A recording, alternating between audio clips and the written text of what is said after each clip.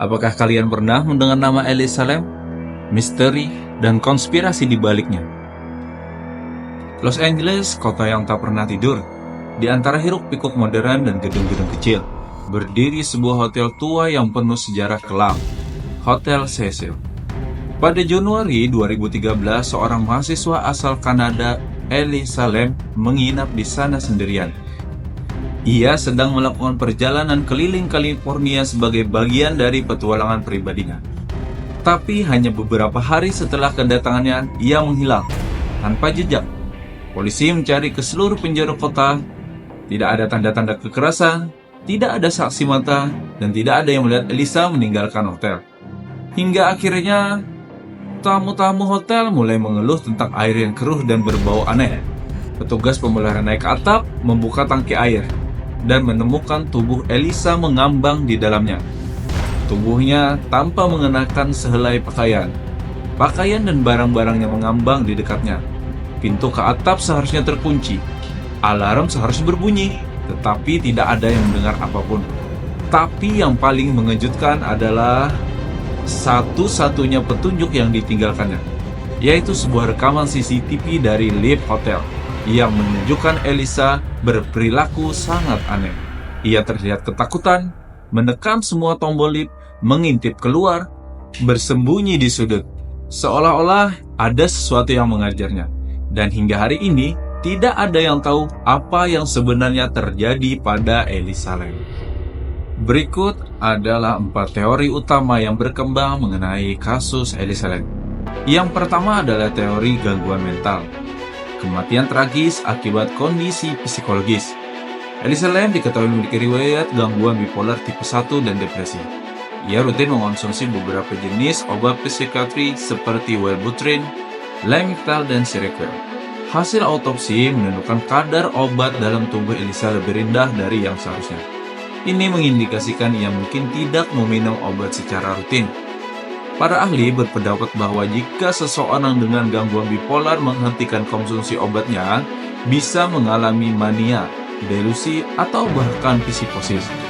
Rekaman CCTV di lift yang menunjukkan Elisa bertingkah aneh, menekan banyak tombol lift, menyembuhkan diri dari sudut, berbicara dan melambai ke arah yang tidak terlihat, dapat ditafsirkan sebagai episode psikosis. Menurut teori ini, dalam kondisi mental yang tidak stabil, Elisa mungkin menjelajahi area hotel, naik ke atap, lalu secara tidak sadar masuk ke dalam tangki air. Meski tangki air tersebut sulit diakses dan memiliki tutup berat. Teori ini menyatakan bahwa dalam kondisi disosiatif, Elisa bisa saja melakukan hal yang tidak masuk akal atau membahayakan dirinya sendiri tanpa menyadarinya. Teori yang kedua adalah pembunuhan atau penguntit. Korban dari kejahatan misterius. Teori ini beranggapan bahwa Elisa mungkin meninggal karena kecelakaan atau bunuh diri, melainkan karena pembunuhan. Dalam beberapa unggahannya di Tumblr, Elisa sempat menyebutkan bahwa ia merasa tidak aman dan merasa diikuti. Ada spekulasi bahwa ia mungkin sedang melarikan diri dari seseorang pada malam hingga ia menghilang. Rekaman CCTV memperlihatkan gerakan Elisa yang seolah-olah sedang menghindari atau berbicara dengan seseorang yang tidak terlihat di kamera. Penampilannya gelisah, seperti ketakutan, dan tindakan menekan tombol lift berulang-ulang mengesankan rasa panik. Namun, kejanggalan muncul karena tidak ditemukan luka kekerasan pada tubuhnya.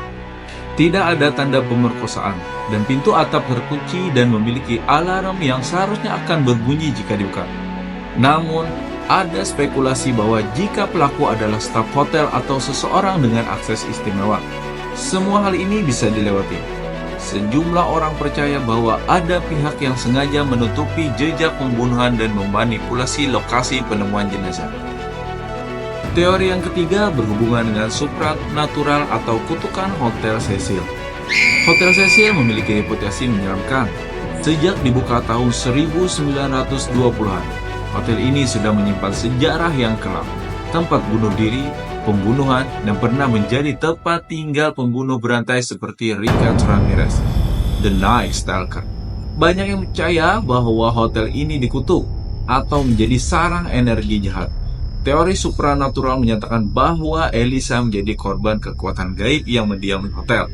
Dalam rekaman lift, gerakan tangan yang aneh seperti sedang berinteraksi dengan entitas tak terlihat, memperkuat teori bahwa ia mungkin kerasukan atau sedang diganggu oleh makhluk halus. Beberapa penganut teori ini mengaitkan perilaku Elisa dengan fenomena paranormal seperti The Elevator Game, sebuah ritual mistis asal Korea Selatan yang konon dapat memanggil roh atau gerbang ke dimensi lain melalui urutan tombol lift tertentu. Teori ini berkembang luas di komunitas internet dan forum supranatural. Yang keempat adalah teori konspirasi atau eksperimen rahasia atau penutup fakta. Teori ini adalah menyentuh ranah konspirasi bahwa Elisa adalah korban dari eksperimen rahasia atau bagian dari skenario yang lebih besar, yang kemudian ditutup-tutupi. Beberapa pendukung teori ini menunjukkan kemiripan kasus Elisa dengan protokol militer atau eksperimen psikologis tersembunyi. Ada yang mengaitkan waktu kejadian ini dengan adanya wabah TBC atau tuberkulosis di daerah Skid Row, dekat Hotel Cecil pada waktu yang sama. Anehnya, alat uji TBC yang digunakan saat itu disebut dengan nama lem Elisa. Benar, kebetulan yang dianggap terlalu spesifik untuk diabaikan. Hal ini menimbulkan spekulasi bahwa Elisa mungkin merupakan bagian dari uji coba vaksin atau senjata biologis. Selain itu, keterlambatan penemuan tubuhnya meskipun tangki air yang sudah diperiksa sebelumnya, serta kejanggalan dalam rekaman CCTV, seperti timestamp yang tidak jelas dan kemungkinan frame yang dihapus, semakin memperkuat keyakinan bahwa ada sesuatu yang sengaja disembunyikan dari publik. Kesimpulannya, hingga hari ini tidak ada teori yang bisa menjelaskan sepenuhnya apa yang sebenarnya terjadi pada Elisa Lam. Setiap sudut pandang memiliki argumen kuat, namun juga banyak celah. Kasus ini tetap menjadi misteri terbuka yang memadukan elemen psikologis, kriminal, mistis, dan konspiratif.